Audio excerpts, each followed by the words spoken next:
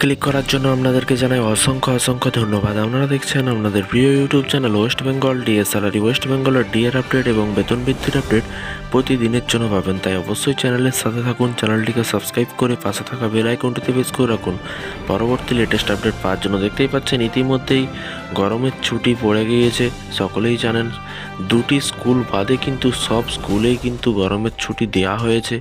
22শে April থেকে রাজ্যের সব জেলায় কিন্তু গরমের ছুটি শুরু।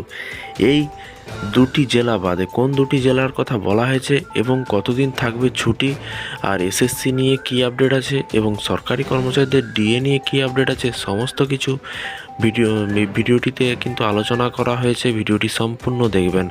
এখানে বলা হয়েছে, দেখতেই পাচ্ছেন, রাজ্যে গরমের ছুটি কবে থেকে পড়তে চলেছে তা নিয়ে কিন্তু বিভিন্ন মতামত উঠে এসেছিল বিশেষজ্ঞ মহলে। তবে সব কিছুর অবস্থান ঘটিয়ে এবার একটি বিজ্ঞপ্তি প্রকাশ করল স্কুল শিক্ষা বিভাগ।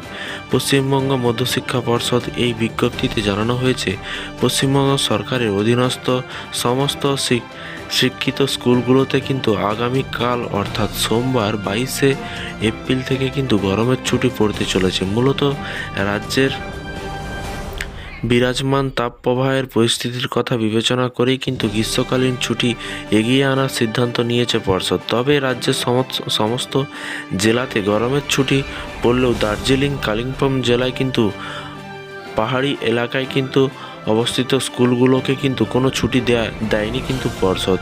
বিজ্ঞপ্তিতে জানানো হয়েছে, দার্জিলিং, কালিম্পংয়ের পাহাড়ি এলাকায় স্কুলগুলি পর্ষদের তরফে কিন্তু পরবর্তী আদেশ না পাওয়া পর্যন্ত নিজেদের একাডেমিক কর্মসূচি জারি রাখতে পারে। এবং এর পাশাপাশি দেখতেই পাচ্ছেন কি বলা হয়েছে, শিক্ষক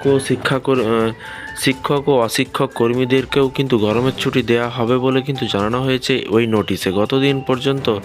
যতদিন পর্যন্ত স্কুলগুলি পুনরায় না খোলা হয় ততদিন স্কুলের সমস্ত সদস্যরা এই ছুটির ভোগ করতে পারবেন। মধ্যশিক্ষা পর্ষদের তরফে কিন্তু অবশ্য স্পষ্ট করে জানিয়ে দেওয়া হয়েছে যে গরমের ছুটি এগিয়ে নেওয়ার জন্য কিন্তু পড়ুয়াদের পড়াশোনায় যেন ক্ষতি না হয় তার দিকেও কিন্তু নজর রাখতে হবে স্কুলগুলিতে।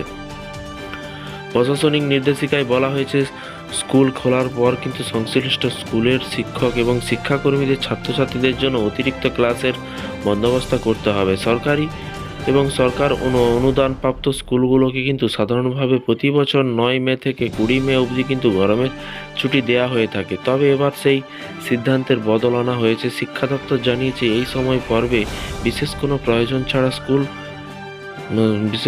প্রয়োজন ছাড়া ছুটি কার্যকর হবে শিক্ষক এবং শিক্ষাকর্মীদের জন্য। তবে লোকসভা নির্বাচনের জন্য ওই নিয়মের পরিবর্তন হতে পারে, তাও সাফ জানিয়েছে স্কুল শিক্ষা দপ্তর। তো ফ্রেন্ডস, এই ছিল আজকে একটি ছোট্ট আপডেট। এবং সরকারি কর্মচারীদের ডিএ এবং এসএসসি দুর্নীতির সমস্ত আপডেট পাওয়ার জন্য চ্যানেলটির সাথে থাকুন, চ্যানেলটিকে সাবস্ক্রাইব করে রাখুন। ইতিমধ্যেই আপনারা জানেন যে 26,000 চাকরি বাতিল করা হয়েছে।